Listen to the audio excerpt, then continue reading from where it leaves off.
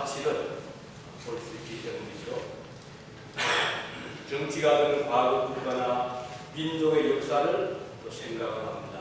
옛날, 앞날을 예견할 수 있기 때문입니다.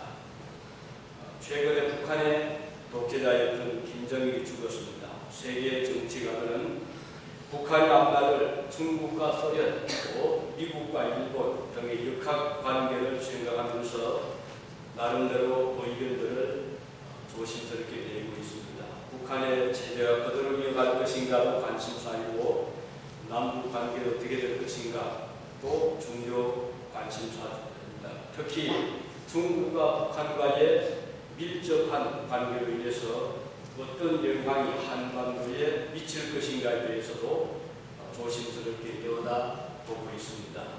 이런 생각들은 우리에게서 멀리 느껴지고 있는 특히 외국인들에게서 자주 오히려 우리 한국에서 오신 분들은 등잔빛이 어두워서 그런지 모르지만 그렇게 아주 절박한 그런 느낌도 별로 없는 것 같고 또 어떤 관심 있다 하더라도 표현하기를 쉽게 표현하지 못하는 이런 모습들을 봅니다. 하지만 이 솔직담백한 외국인들은 가끔 우리 만나면 묻거든요. 앞으로 남북관계 어떻게 전개될 것으로 보느냐, 또 북한의 리더가 죽었는데 어떻게 생각하냐 이런저런 이야기들을 물어보기도 하고 또 나름대로 자기들의 의견을 말하기도 합니다. 천안함 사건이 있은 후에 우리 남한에서는 북한을 향해서 사과해라 끈질기게 요구를 했습니다. 하지만 아직까지 북한은 사과는 고사하고 자신들이 저지른 일이 아니라고 아직까지 잡아떼고 있거든요. 이것을 보면 답답하잖아요. 그래서 얼마 전 어떤 분이 기자가 스티븐 보조스라고 하는 전 대북 특별대표에게 인터뷰를 하면서 어떻게 생각하냐고 물었습니다. 그런데 그가 이제 대답을 한 중 이런 말을 했어요. 나는 전혀 놀라지 않았습니다. 북한은 과거에도 포악한 영어로 표현하면 outrageous 포악한 일을 많이 저질러 왔습니다. 이런 말을 했거든요. 여기서 중요한 것은 이 보드거스가 북한을 그들이 천안함 사건을 인정하지 않고 잡아떼는 데에서 전혀 놀라지 않는다. 왜냐하면 과거에도 그런 일들을 기사에 저질렀지만 지금까지 인정하지를 않았지 않느냐. 여기 두는 키워드는 과거였던 말입니다. 근데 과거를 보니까 앞이 보인다는 거예요. 지금 현재를 본다는 겁니다. 이 점을 저는 유심하게 본 적이 있습니다. 또 앞으로 이 중국 시대가 지금 점점 우리 피부 벗기잖아요. 우리 한국에도 많은 유학생들이 중국으로 가고 있습니다. 그러니까 중국에서 한국도 많이 유학을 오고 있어요. 그래서 이제는 중국어를 많이 해야 된다 해서 중국어를 많이 하고 있고 이런 이제 현실이잖아요. 리처드 아르티지 전 미 국무부 장관도 이런 말을 했습니다. 한국이 중국에 경제적으로 크게 의존하지만 한국이 중국에 예속되는 상황은 보지 않을 것입니다. 그렇지만 한국은 경제적으로 중국과 뗄래야 뗄 수 없는 관계가 되었지만 잊지 말아야 될 것은 그런데서 이걸 또한 말이 과거 중국이 수백 차례 한국을 침공한 사실을 잊어서는 안 됩니다. 보세요. 이 외국인이 우리 한국을 보는 시각을 통해서 현재만 보는 것이 아니고 앞만 보는 것이 아니라 뒤를 보고 있다는 거예요. 그 과거를 보니까 현재가 어느 짐작이 되고 미래가 보인다는 역사라는 한 안목 위에 보여주고 있는 거거든요. 또 그는 계속해서 말하기를 중국의 군사력이 어떤 방향으로 될지 예측하기는 힘듭니다. 그들이 천안함 침몰 연평도 폭격 때 북한을 중국이 지원했던 것도 과거입니다. 지원했더니 또 남중국해에서 영토 분쟁을 일으키는 것, 이건 이제 읽고 있는 지금 모두 중국의 의도를 의심케 합니다. 이런 우려가 해소되기 전까지 우리는 중국에 대한 경계를 늦출 수 없습니다. 이런 말이거든요. 이분이 본 중국과 한국과의 관계에서도 현재를 보는 것이 아니라 앞만 보는 것이 아니라 과거를 벌써 보고 있거든요. 과거가 있을 때 현재가 이해가 되고 현재가 있으면 또 미래가 있게 되잖아요. 성경에 보면 이스라엘 백성들에게 거듭하여 말씀하기를 너희 조상들의 의견을 물어보라 이렇게 요구를 하고 있습니다. 그리고 오늘 본문에 보면 옛날을 기억하라, 역대의 연대를 기억하라 이렇게 말씀을 하고 있습니다. 이것은 우리가 곰곰이 생각을 해볼 만한 말씀들이거든요. 이 말은 과거 역사를 잊어버리지 말아라 이렇게 다시 정리할 수 있는 말씀이죠. 그리고 이와 비슷한 말씀 바로 열왕기하서 22장 13절에 보면 이렇게 기록이 되어 있습니다. 너희는 가서 나와 백성과 온 유다를 위하여 이 발견한 책의 말씀에 대한 여호와께 물으라. 우리 조상들이 이 책의 말씀을 듣지 아니하니 이 책에 우리를 위하여 기록된 모든 것을 행하지 아니하였으므로 과거사입니다. 아니하였으므로 하나님께서 우리에게 내리신 진노가 크도다. 여기도 중요한 것은 물어보라. 조상들 과거 사람들입니다. 과거 사람들에게 물어보라. 과거를 잊지 말아라. 라고 하는 말씀을 성경은 우리에게 권하고 있습니다. 그리고 역대하 34장 21절을 비슷한 말씀합니다.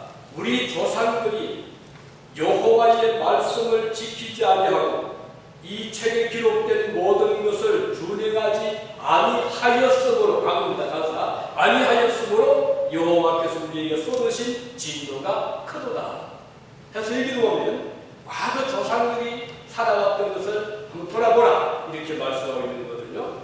욥기서 8장 8절 보면 이런 말씀을 청하건대 너는 옛 시대 사람에게 물으며 조상들이 터득한 일을 배울지어다 그랬어요. 그러니까 욥을 하여금 지금만 보지 말고 옛 시대 사람 어떻게 살아왔는가를 한번 물어보고 돌아보아라 이렇게. 그리고 조상들이 터득한 일을 너희도 배워라 이렇게 말씀하고 있거든요. 매우 중요한 권면을 생각합니다. 모세는 말씀하죠. 신명기 32장 7절 본문입니다. 옛날을 기억하라. 역대의 연대를 생각하라. 내 아비에게 물으라. 그가 내게 설명할 것이요 내 어른들에게 물으라. 그들이 내게 이르리로다. 이 보면 옛날을 기억하라. Remember the days of old. Remember the days of old. 나는 연대를 생각하라. Consider the generations long past. 오랜 옛날 시대를 기억해라. 생각해라. 라고 모세는 우리에게 권하고 있습니다. 다시 말하면 좋은 역사라고 해서만 아니야. 좋지 못한 역사도 물어보라는 거예요. 왜 그렇게 되었는가? 그리고 조상들이 겪었던 것을 너희들도 한번 생각해봐라. 이렇게 말씀을 하고 있는 겁니다. 왜 하나님께서 성도들이 지난날을 기억하기를 원하시는가를 오늘 본문에서 생각해 보기를 원합니다. 과거는 젊은이들이 쉽게 안과하기, 그냥 넘어가기 쉬운 조상들의 지혜가 함께했던 세대잖아요. 본문에도 말씀하기를 내 아비에게 물어라. 그가 내게 설명할 것이요 내 어른들에게 물어라. 그들이 내게 이르리로다. 이렇게 말씀하고 있는데 과거는 하나님께서 역사하신 역사의 현장이기 때문에 중요한 거죠. 그런데 좋았을 뿐 아닙니다. 좋든 좋지 못하든 과거라는 그 역사는 하나님께서 역사하신 삶의 흔적의 터전이라는 거예요. 이스라엘 과거를 거슬러 올라가 보면 우선 하나님께서 아브라함을 부르신 역사가 나타납니다. 여러 민족과 백성들 중에서 하나님께서 야곱을 불러내신 역사가 있잖아요. 그리고 이스라엘 백성을 그의 기업으로 삼으신 역사가 기록이 되어 있습니다. 9절에 말씀하기를 여호와의 분깃은 자기 백성이라 야곱은 그 택하신 기업이로다 라고 말씀했습니다. 우리는 하나님께서 지난날 우리를 택하여 주심에 대하여 우리는 잊어서는 안 될 것입니다. 수많은 사람들 중에서 하나님이 여러분과 저를 불러주셨잖아요. 전도를 한 분들이 어떤 경우는 참 힘들 때 전도를 종일 해도 한 사람도 결신자가 없어요. 마음에 받아들인 자가 없을 때가 있잖아요. 그때 전도자들은 공통된 느낌이 있는데 하나님께 감사한 마음이 든다는 거예요. 왜냐하면 저렇게 전도를 받지가 않는데 저렇게도 마음이 탁탁 있는데 어떻게 내가 마음을 열고 그 하나님을 인정하고 믿게 되었는가. 너무 신기하다는 거예요. 열의를 전부 다 전도해봐도 받아들이지 않는데 어떻게 내가 더 잘난 것도 아니고 믿음이 좋았던 것도 아닌데 어떻게 내 마음속에 하나님에 대한 존재를 인정하게 되고 보이지 않는 하나님을 믿게 되었는가. 그래서 너무 감사하다는 말들을 전도하는 분들에게서 많이 들어볼 수가 있는 거거든요. 과거는 하나님께서 우리를 택하신 역사의 현장일 뿐 아니라 또한 하나님께서 동행하신 역사의 흔적이기도 하기 때문입니다. 오늘 본문 10절에 보면 이렇게 말씀하죠. 여호와께서 그를 황무지에서 짐승에 부러지는 광야에서 만나시고 호위하시며 보호하시며 자기 눈동자같이 지키셨도다. 이 과거에 하시면서 지금 아주 조목조목 말씀하잖아요. 무엇입니까?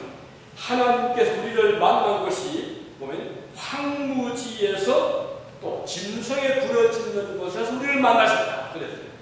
하나님께서 저와 여러분을 만난 장소가 호화로운 궁궐이 아니라는 거예요. 평안할 때가 아니라는 거예요. 오히려 광야 같은 곳 바람이 있고 죄송합니다. 사나운 짐승들이 우글거리는 그런 광야에서 하나님은 우리를 만나 주셨다는 겁니다.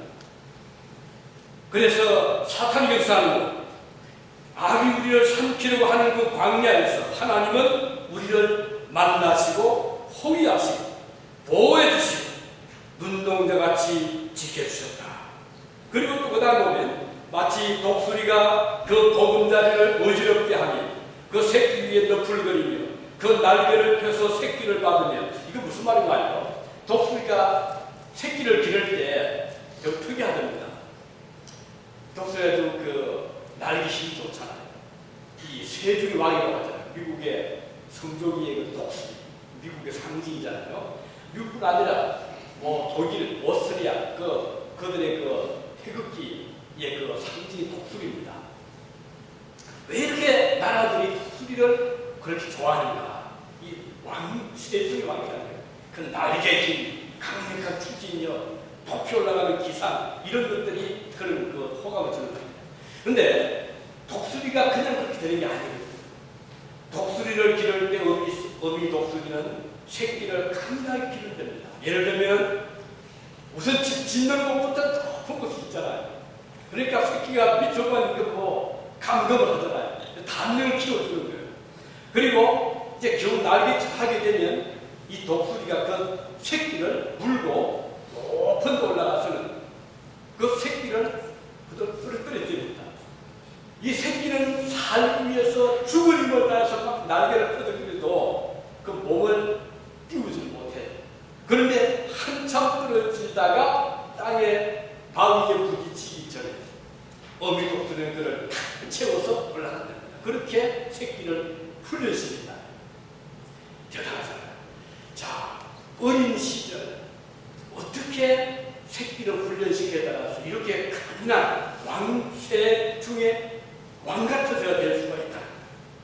우리가 자녀를 기를 때 사랑스러운 귀여우다 보니까 과잉을 할 수가 있잖아요. 이게 여러 가지로 문제를 일으킵니다. 나약하게 큰 과잉고. 그래서 요즘에 한국에서도 학교 교육의 문제가 자꾸 일어나고 있는데 우리 이것 문제 좀 생각을 해야 될 그런 때라고 많은 생각하게 됩니다. 저와 여러분을 하나님께서 만나신 장소가 우리는 너무 감사하게도 광야라는 곳이에요.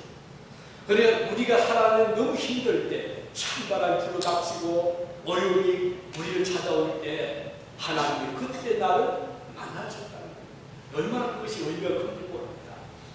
우리는 이 하나님 만난 그 장소를 잊어서는 안 된다는 거예요.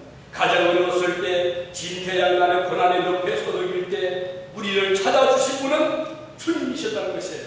우리가 우리를 탈출할 때, 친구도 떠나고 우리에게 물질도 떠나고 건강도 떠났을 때 내 곁을 찾아오신 분이 바로 그 하나님이시라면 그 때를 우리 잊을 수가 없잖아요. 처음 우리가 주님 만났을 때 그러한 때였고, 지난 한 해의 비를 돌이켜보면 순간순간 하나님의 도우심 없이는 헤쳐나갈 수 없었던 많은 고비들이 우리에게 있었던 지난 세월들이었어요.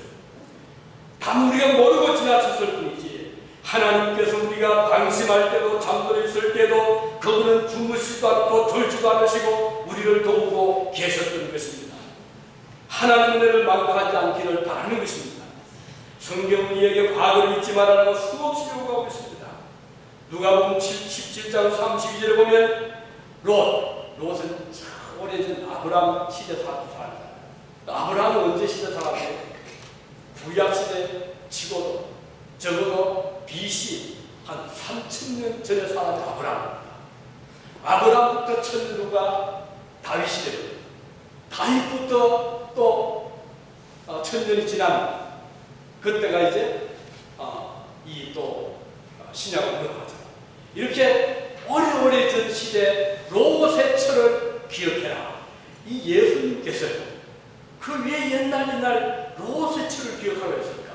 과거를 잊지 말라는 것이에요. 롯의 시대를 잊지 말라는 것이에요. 오늘 아무리 살기가 좋고 아무리 소돔 고모라 같은 그런 시대가 아니라 하더라도 롯의 철을 기억해라. 왜? 롯의 철은 너무 세속적인 사람이었어요. 너무 세상을 사는 사람. 그 결국은 끝이 놓지 못했잖아요. 오늘 살기가 아무리 좋더라도 그때 비교할 수 없을 만큼 문화가 발달했더라도 옛날에 롯의 시대를 잊지 말라고 말씀하고 있는 겁니다. 전도서 12장 7절에 보면 흙은 여전히 땅으로 돌아가고 신은 우리 영혼은 그 한 주신 하나님께로 돌아가기 전에, 이 말은 죽기 전에 기억해라. 무엇을? 창조주를 기억하는 말씀을 있는 겁니다. 좋은 일도 나쁜 일도 우리가 기억을 할 필요가 있을 때가 너무 많습니다. 특히 하나님께서 독수리 새끼를 보살펴 키운 것처럼 오늘의 일은 이래도 우리를 길러주시고 인도하신 은혜를 되새기는 이 마지막 날이 되기를 바라는 것입니다. 과거는 의미가 큽니다. 그리고 이 본문의 말씀은 또 다른 우리에게 주시는 교훈은 옛날, 과거는 지난 시간이고 오늘의 날을 세워준 날이라는 것입니다. 과거의 의미가 크다는 것을 좀 말씀드린 겁니다. 과거가 없는 현재는 생각할 수가 없는 것이죠. 오늘의 나라는 존재는 어제의 길을 걸어왔기 때문에 오늘 나라는 존재가 있게 되는 것입니다. 여러분이 만일 지난날 여러분의 그토록 간절한 어떤 희망이 없었다고 생각합시다. 과거에 여러분 젊은 시대 때 열심히 노력할 때가 없었다고 생각합시다. 오늘 이 자리에 앉아 있을 수 있겠는가 하는 것입니다. 신명기라는 이 성경은요, 모세의 말씀을 기록한 책입니다. 그는 이스라엘 백성을 애국에서 이끌어낸 지도자였죠. 그러면서 그 백성과 함께 지난 40년 고락을 같이 하면서 걸어왔던 길을 기록하고 있습니다. 이제 가나안 입국을 목전에 두고 지난날을 회고하는 동시에 그들과 헤어져야 하는 고별의 설교가 바로 신명기서입니다. 이 신명기서에 보면 지난 40년간 애국에서 해방된 후의 여정을 기록하고 있습니다. 어떤 길이었나요? 광야의 길이었잖아요. 그리고 광야를 지나면서 그들은 하나님의 뜻을 거역하다가 매도받았습니다. 전쟁에서 패하기도 했고 지진으로 땅속에 매몰된 아픔도 겪었습니다. 어떻게 보면 잊어버리고 싶었던 일들이 많았던 지난 광야 생활이었습니다. 그렇지만 모세는 과거를 해석하면서 잊지 말 것을 주문합니다. 왜냐하면 그런 과거가 있었기 때문에 현재 이스라엘 나라가 세워진 것입니다. 지난날의 고생의 열매를 지금 와서는 좋은 열매를 딸 수 있는 그런 기반이 과거에 이미 그들이 걸어왔던 과거 역사, 오늘을 이렇게 만들고 있다는 것입니다. 그들이 이 백성들은 가나안 땅을 눈앞에 두게 되었습니다. 이 위대한 일은 저절로 이루어진 것이 아니라 그 백성들의 40년간의 인내와 고난의 여정 끝에 온 열매라는 것입니다. 고진감래라는 말이 있잖아요. 이 세상의 편하게 이루어지는 일 없습니다. 개인도 단체도 한 가정도 국가도 오늘의 성공은 지난날의 숱한 고생과 고생의 뜻을 머금이 있었기 때문이어서 우리는 알고 있는 것입니다. 좋은 열매도 그렇지만 좋지 못한 열매도 마찬가지입니다. 뿌린 씨앗대로 거둔다는 것은 진리잖아요. 오늘 하루하루가 쌓여서 한 달이 되고, 그리고 그것이 쌓여서 1년이 되며, 그리고 한평생이 되고, 만일 이 하루가 미미해 보인다고 하루쯤 하고 허송을 한다고 합시다. 그렇다면 그 하루하루가 모여서 한 달이 되잖아요. 뭐 1년이면 12달인데 평생이면 그 개월수가 얼마나 많은데 한 달쯤 이렇게 생각할 수 있을 것입니다. 그렇지만 그 한 달이 곧 1년이 될 수가 있는 것입니다. 그리고 마침내 평생이 될 수가 있거든요. 시간이라는 것은 신기해서 다시 돌이킬 수 없어요. 이것은 마치 시위를 벗어난 화살 같다고 했잖아요. 시간이라는 것은 한 번 떠나면 다시 돌아오지 않는 것이 시간이라는 것입니다. 역사의 현장, 시간은 조용히 사라지는데 다시 돌아오지 않는 것이 바로 시간의 신비함입니다. 어린 시절이 그러하고 청춘도 그러합니다. 솔로몬이 남긴 유훈 중에 전도서 12장 7절에 보면 신은, 영혼은 그 주신 하나님께로 돌아가기 전에 창조주를 기억해라 이렇게 말씀하고 있습니다. 우리의 생명이 부름을 받기 전에 하나님을 기억하라 이런 뜻입니다. 우리는 여기에서 역사의 흐름을 중시하지 않을 수 없습니다. 역사가 반복되지 않는다는 것은 비슷해 보이지만 결코 같은 날은 없습니다. 이 역사가 주는 교훈을 우리는 소홀히 해서 안 됩니다. 오늘의 열매를 보면 지난날에 우리가 살아온 과거를 보게 되는 것입니다. 오늘 여러분 중에 만족하고 감사한 마음을 가지신 분이 계신다면 이것은 너무나 큰 축복입니다. 왜냐하면 과거에 그렇게 성실해 살아왔다는 열매를 따고 있는 거죠. 지난주 주보에 편지 일부를 올린 것을 아마 읽어보신 분이 계실 것입니다. 지금 그는 시카고에서 미국 변호사로 활약하고 있는 김승민 집사님 이야기인데요. 그는 한국에서 대학을 다닐 때 80년대 이 민주화해서 데모를 많이 했잖아요. 이분도 거기에 한주가 돼가지고 데모를 많이 하다 보니까 오해도 들락거리고 결국은 졸업을 했는데 학점이 챙겨없었어요. 그래서 이분이 이제 이 유학을 가야 되겠는데 이 점수 가지고 들어갈 할 거 없다는 거예요. 그래서 몇 군데서 특히 요거에서 간절히 글을 쓸 때입니다. 그 담당 교수님이 쓰면서 교수님, 제가 한국에 이런 상황이 민주화운동에 휩쓸려가지고 제가 책 공부를 못해서 성적이 이렇습니다. 한번 저를 믿어주시고 저를 받아주시면 제가 열심히 공부하겠습니다. 그런 개인적인 퍼스널 학습가지고 보냈는데 이 교수의 감동을 준 거예요. 그래서 억셉트가 된 거예요. 유진해 왔습니다. 그래서 이제 우리 교회에 등록을 하고 그때부터 졸업할 때까지 이제 석사 가지고 졸업할 때까지 함께 믿음을 하는데 어려움이 많았어요. 한국에서 스포하는 부모님이 기웃도 다음에 막 부도하고 그래서 어떤 끼니를 걱정하면서도 믿음 생활을 저버리지 않더라.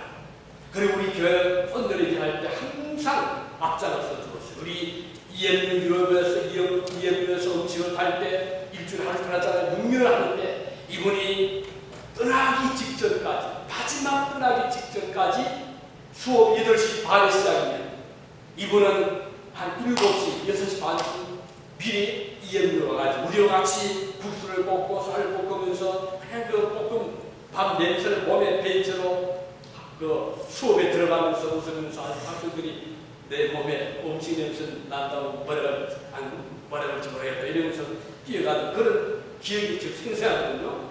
그런 과정을 겪으면서 그분이 이제 후에 졸업한 다음에 시작해서 대학원 과정을 졸업을 하고 지금은 시카고에서 변호사 지금 일을 하고 있는데 이제 소식이 가끔 옵니다. 오면서 열심히 변호사하고 있습니다. 그 중에 그날 지난주 주부에 기록한 그 내용 다시 읽어드리겠습니다. 내년이면 저희가 유진을 떠난 지만 10년이 됩니다. 강산이 변할 만한 시간이 하지만 유진과 교우들은 빛바래지 않은 초록빛 그림처럼 저희 가슴에 남아 있습니다. 목사님이 가르쳐 주셨던 가르침이 있지 않고 주님께서 이 땅에 저희들을 보내신 뜻을 헤아리며 하루하루 성실하게 살아가겠습니다. 이런 내용을 해서 보냈어요. 얼마나 그 편지를 읽는 순간 마음이 뭉클하더라고요.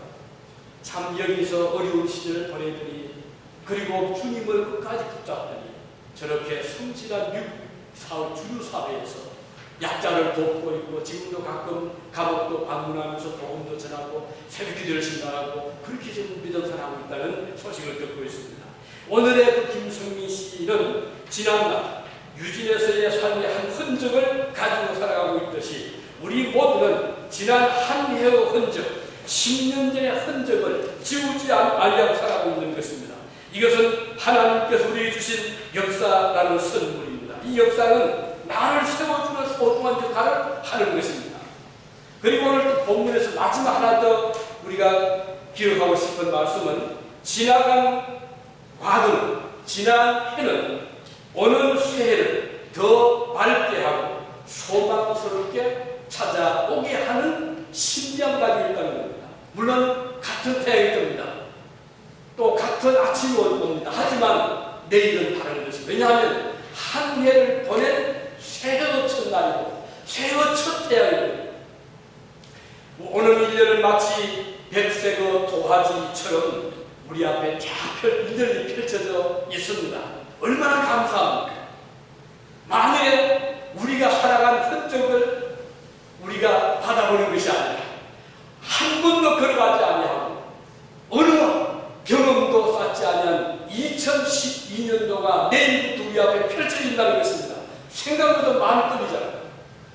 이 도화지는 어떤 그림이라도 그릴 수가 있다는 것입니다. 여러분 손에 물감을 지어줘 주셨고 여러분의 손에 스케치할 수 있는 연필을 지어주셨습니다. 여러분은 어떤 그림이든지 어떤 물감이든지 일년에 그 도화지 앞에 그릴 수가 있다는 자체에도 얼마나 감사합니까? 하나님께서 우리 모두에게 똑같이 한 24시간이라는 시간을 주시는 것입니다. 365일을 주시는 것입니다. 아직 풀리지 않는, 끊어지 않은 선물 꿀꾸러미처럼 포장된 상태로 우리 앞에 지금 찾아오고 있는 것이 아닙니까? 여러분은 우리 각자의 그 몫으로 주어져 있는 각자의 도화지가 펼쳐지게 될 것입니다. 우리 여러분 중에 어느 한 분도 오는 365일을 못 채운 자가 없기를 기도하고 싶습니다. 특히 우리 교회 연로하신 오늘 나오지 못했지만 김성래 권사님 건강을 위해서도 기도드리고 싶습니다. 그리고 어떤 불행스러운 일들이 우리 곁을 찾아오지 않기를 기도드리고 싶은 것입니다. 우리를 해치는 원수가 한 길로 찾아왔다가 7길로 도망가는 놀라운 역사가 일어나기를 기도드리고 싶습니다.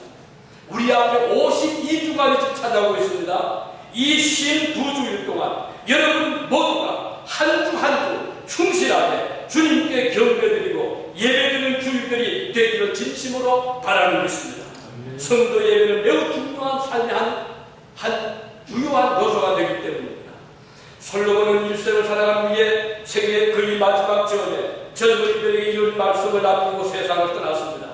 전도서 12장 13, 14절에 보면 이내 결국을 다 들었으니 하나님을 경외하고 그 명령을 지킬지어다. 이것이 사람의 본분이니라. 하나님은 모든 행위와 모든 은밀한 일을 선악간에 심판하시리라. 얼마나 중요한 말씀인지 모릅니다. 우리 앞에 지금 펼쳐진 일들이 다가오지만 그러나 마음대로 살아도 좋은데 이것을 기억해라. 하나님은 모든 행위와 모든 행동과 은밀한 일을 선악간에 심판하시리라. 이거 기억하고 살아가라는 말씀입니다. 우리는 오늘 한 해를 의미 없이 보내서는 안 될 것입니다. 하나님의 계획을 존중하고 사랑하고 믿음으로 사고 일단은 그 말과 행동이 일치하지 않다고 보시면 됩니다. 어느 한 주간도 헛되게 보내지 말기를 바랍니다. 부디 오늘 이 52주간 동안은 예배 시간 5분도 늦지 마시길 바라요. 5분이 10분이면 50분입니다. 50분은 1시간 예배 마치까지. 그러면 한 주간이 사라지게 되는데 매우 중요한 것이죠. 우리의 손이 물이 마르지 않길 바라면 무슨 말입니까? 성도를 섬기는 일에, 교회를 도우는 일에, 형제를 사랑하는 일에 여러분의 정성과 뜻이 들어갈 수 있기를 바라는 것입니다. 오늘은 어떤 좋은 일을 한 가지도 할 수 있기를 생각하면서 아침에 눈을 뜨시기를 바랍니다. 어린 주일학생들 손에 반드시 하나님께 감사의 표현할 수 있는 손길이 되도록 부모님께서 살펴주시기를 바라는 것입니다. 어린 학생들이 학교 생활에서 친구들 왕따시키지 말고 어느 친구를 어떻게 도울 수 있을까를 아이들 학교 보낼 때 오늘도 가르는 너희 반 중에 혹시 몸이 아픈 친구 있는지 아니면 숙제를 잘 못한 친구 있는지 아니면 너희 도움 필요한 친구 있는지 한번 살펴보고 네가 좀 도와줘라. 이렇게만 부모가 가르칠 수 있다면 우리 한국에 오늘날처럼 저런 비극적인 일이 일어나지 않을 것이 아니겠습니까? 그냥 왕따시키고 괴롭히고 이건 장난을 이깁니다. 그러다 결국 아이들 막 지금 죽잖아요. 이게 한 둘이가 아닙니다. 얼마나 많은 우리의 귀여운 자녀들이 학교에 가서 친구들에게 왕따를 당하고 고민을 하고 그것을 누구에 말도 못하는 왜 이런 일을 합니까? 우리 한국 기독교 신자가 25%라고 하는데도 왜 이런 일이 왜 일어납니까? 이것은 크리스천의 책임입니다. 여러분 학교 보낼 때 부디 너는 내 친구를 사랑해. 약한 자를 도와줘. 그들을 보호해. 이렇게만 한다면 설령 그 친구들 중에 아이들이 있다 하더라도 제대로 아이들을 보살피지 않는다 있다 하더라도 이런 비극은 일어나지 않을 것입니다. 여기에는 지혜가 필요합니다. 하나님의 지혜와 지식이 요구되는 것입니다. 그러기 위해서 우리는 겸손히 하나님께 무릎 꿇을 시간을 가지시기를 바라는 것입니다. 성공 실패와 좌때는 하나님만이 가지고 계시는 거예요. 지난 여름에 여기 셀름, 한 시간 그러잖아요. 셀름에 한 가족이 이사를 왔습니다. 이제 몇 달 전이었죠. 그 가족은 뉴욕에서 그 맨하탄 거리에서 큰 한식점을 수백 개를 가졌던 분이었어요. 그 한국에서 귀빈 온다거나 대통령이 유엔 오면 그 식당을 들리는 그런 식당의 주인이었습니다. 얼마나 바빠요. 얼마나 열심히 일했습니까? 그러나 계속 확장하다 보니까 이 경기가 막 곤두박질했잖아요. 그래서 그렇게 벌려온 그 사업에만 하루아침에 부도가 나게 되고 완전히 뱅크럽시를 당했어요. 파산이 됐어요. 그래서 오도할 데 없는 상황에서 마치 이 셀름에 자기 누이 동생이 있고 그래서 조그만 것이지만 오빠 입고서 와보라고. 그래서 빈손 들고 온 가족이 다 지금 다 파산 다 시키고 이사를 왔습니다. 얼마나 따뜻해. 그 대도시에서 성공적인 사업가라고 칭송을 듣다가 하루아침에 완전히 거짓을 돼서 이곳에 왔으니 우리가 인간적으로 볼 때는 이건 불행하잖아요. 그런데 놀라운 것은 이분이 셀럽 와서 열심히 새벽 기도를 나누는 거예요. 그리고 고백하기를 지금처럼 행복할 때거든요. 그리고 그는 말하기를 비로소 이 세상이 이렇게 아름다운 것인가를 보게 되었습니다.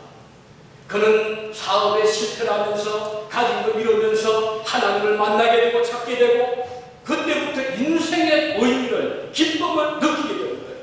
그리고 열심히 설교를 나오면서 또 셀럽교회가 주변에 나무가 많습니다. 매년 가을이면 이전 목사님이 그것 때문에 고시를 많이 하더라고요. 작년도 같은 경우도 이런저런 이야기 하다가 그 낙엽 때문에 옆집 사람 그 낙엽 치우는 사람에게 좀 부탁을 했더니 뭐 돈이 적다 해가지고 또 뒤에 뭐 하다 못했다 그런 말을 했거든요. 근데 금년 지난 가을은 염려할 거 없었대요. 왜냐하면 그 가족이 얼마나 열심히 막 가서 그 낙엽들을 치우는지 그걸 하는 말이 제가 곧 여기에서 뭔가 좀 하나 일을 할 텐데 지금은 시간이 있습니다. 그래서 이철과 열심히 하고 싶습니다. 그래서 부지런히 그 낙엽을 모으고 청소하고 그리고 열심히 숨기는. 그런데 이번 주 지난 주간에 그 다운타운의 한 식당을 인수하게 되었습니다. 잘 안 되는 식당을 이분이 인수하게 되는데 앞으로 아마 잘 할 겁니다. 앞으로 성공할 겁니다. 그렇게 하나님께서 사업이 너무 번창 잘 되니까 우리 생각에는 야 축복이다 잘 거야 싶지만 하나님께서 보실 때는 그 성공이 아니라는 거예요. 왜 그렇습니까? 믿는 신자가 하나님 없이 그냥 세상 살아가니까 주님 보실 때 실패를. 그래서 또 하나님께서 그 가정을 흔들어서 그거 아니다 다 이렇게 하고 하나님을 바라보냐. 우리 그리스도인들은 우연이 없습니다. 때로는 우리가 실패되는 것처럼 보이지만 그 실패를 통해서 아까 말씀드렸죠. 광야에서 하나님을 만난 것처럼 우리 그리스도인들은 실패 중에서 약한 중에서 병 중에서 뱅크랍스 중에서 하나님을 만날 수 있는 기회를 얻게 되는 것이기 때문입니다. 그래서 그는 이제 그 지난 점포를 찾는 몇 달 동안 얼마나 열심히 기도하고 지난 우리 부흥회 때 그걸 가져왔었어요. 아사도 방금 인사를 했거든요. 하나님께서 기업을 이제 다시 하게 하시니 너무 감사하더라고요. 그동안 하나님 없이 자기 마음으로 살아왔다가 이제는 마음을 바꾼 거예요. 이제는 하나님을 모시고 이제는 사업을 해도 하나님을 중심에 하게 되니까 똑같은 사업이라도 큰 차이가 날 수밖에 없는 거예요. 그동안은 돈만 벌기 위해서 했죠. 이제는 돈이 목적이 아니라 이제는 무언가 숨기는 마음, 무언가 기쁨을 주는, 그래서 사업가든 예술가든 누구든 할 것 없이 큰 성공하는 분들 보니까 공통점이 있는데 이게 뭔가 하니? 일을 하는데 욕심 가지고 하지 않더라고. 돈 많이 벌었다, 또 인기로 끌렸다. 그렇게 하는 사람은 적은 성공을 하는 분이 있을지 모르지만 큰 성공은 못하더라고요. 큰 성공하는 위대한 분들의 공통점 뭔가 하니? 좋다는 거예요. 즐기게 한다는 거예요. 과학을 이루고 너무 좋은 거예요. 그런데 내가 좋아하는데 또 월급까지 주고 또 칭찬까지 받으니까 너무 좋다는 거예요. 그러니 발전하지 않을 수가 없잖아요. 예술가 그림을 그릴 때 그 기쁨을 가지고 그리는 거 하고 억지로 돈 몇 푼을 얻기 위해서 그리는 차이가 하늘 땅 차이죠. 우리는 하나님 백성들입니다. 이 세상에서 아무리 성공하고 잘 나간다 해도 언제 어떻게 바뀔지는 아무도 모릅니다. 우리는 하루하루 한 해 안에 하나님 은혜로 살아가면서 믿음을 지켜나갈 수 있기를 바라는 것입니다. 그리고 감사하면서 내일의 상급을 바라보면서 살아갈 수 있기를 바라는 것입니다. 역대하 15장 7절에 보면 이렇게 기록되어 있습니다. 그래도 너희는 강하게 하라. 너희의 손이 약하지 않게 하라. 너희 행위는 상급이 있습니다. 자, 행위의 상급을 얻기 위해서는 어떤 행위를 해야 됩니까? 선한 행위를 해야 됩니다. 우리가 손 가지고 같은 손 가지고 악을 행할 수도 있습니다. 남에게 손을 이렇게 칠 수 있지만 같은 손 가지고 남을 도울 수 있고 힘을 격려시킬 수 있습니다. 우리 그리스도인들은 우리의 몸을 의의 병기로 드리라고 했어요. 그래서 부디 다른 사람을 이용하여 들지도 않고 내가 다른 사람을 위해서 섬기는 자가 되어야 된다. 이것이 선교의 자세가 되어야 된다는 거예요. 우리 학생들도 이런 마음으로 공부하시기 바랍니다. 내가 공부해서 인기 없고 위대한 학자로 이것 정도가 아니라 내가 공부해서 무언가 주님 나라 건설에 도움이 되고 보탬이 되고 우리 인류사의 발전에 나의 몸을 통해서 도움이 되기를 바라는 이 마음하고는 하나도 차이잖아요. 직장도 마찬가지입니다. 성지대 이사가 외쳤습니다. 6장 11절 보면 여호와께서 땅끝까지 반주하시되 너희는 딸 시온에 일어나 보라 내 구원이 임하느니라. 보라 상급이 그에게 있고 상급이 그에게, 우리는 상급을 위해서 일을 해야 되는 자들이에요. 그래서 이 상급은 아무나 받는 것이 아닙니다. 좋은 일을 하는 사람, 선한 일을 하는 사람에게 상급을 주고 또한 동시에 보험이 그 앞에 있는데, 보험이라는 것은 자기의 행동에 대한 책임을, 악을 행했으면 그에 대한 보험을 얻는다는 거예요. 그래서 우리 그리스도인들은 이 선과 악의 두 열매를 알 수가 있다는 거예요. 아무리 말로 믿는다 해도, 아무리 입술로 주여 해도 열매가 없으면, 좋은 결과가 없으면, 결실이 없으면 그것은 말에 그치는 것뿐이에요. 우리 신자들을 사람이잖아요. 열매가 있어야 됩니다. 진실로 그 사람은 신자다. 이런 열매를 보여줄 수 있길 바랍니다. 그래서 우리 지난 1년 헛되이 보내지 마시고 역사를 뒤돌아 보시면서 이것은 아니구나. 이제 어느 세대는 이렇게 바꿔야지. 그런 사람은 하늘을 참 가치 있게 보내는 자입니다. 지난 1년 동안 내가 너무 이기적으로 나를 위해서 나왔구나, 참 나를 섬길 바랬구나, 이게 아니지. 교회 생활할 때는 너무 내 중심으로 살아왔구나 한다면 오늘 생각을 바꿔야지. 그래서 이 타자 우리 형제자매를 어떻게 하면 내가 도움이 됐을까? 어떻게 하면 말로, 행동으로, 섬김으로, 봉사로 우리 주님을 기쁘게 할 수 있을까를 생각한다면 2011년도는 참 가치 있는 한 해로 마감하게 될 것입니다. 바라기는 오늘 전하여드리나 이제 한 해를 뜻깊게 잘 보내시고 반성하시고 회개하시고 새해는 새로운 기분으로 새해를 맞이하면서 크리스찬의 좋은 흔적을 남기시고 하늘의 상급을 많이 쌓으시는 한 해가 되시기를 진심으로 바랍니다. 기도하시겠습니다. 오늘 오신 우리 아버지 하나님 참으로 감사를 드립니다. 오늘 한 해를 마지막 보냅니다. 지난날을 돌이켜보면 너무 아쉬운 일들이 많고 또 부족한 것이 많았습니다. 하나님 용서해 주시고 이제 고치게 해주시고 변화받게 해주시고 그동안 우리가 이 세상을 너무 사랑했고 너무 내 뜻대로 살기를 저기했습니다. 하지만 2012년에 내 뜻을 위해서만 내 좋아하는 한 해가 하나님이 나를 이 땅에 보내주신 거룩한 사명을 기억하고 새해를 맞이할 수 있는 저희가 되게 하여 주시옵소서. 하늘의 상급을 바라보고 믿음으로 사는 새해가 되게 하여 주시옵소서. 섬기는 한 해, 봉사하는 한 해, 남을 닦는 한 해가 되옵소서. 내려주신 주의 복을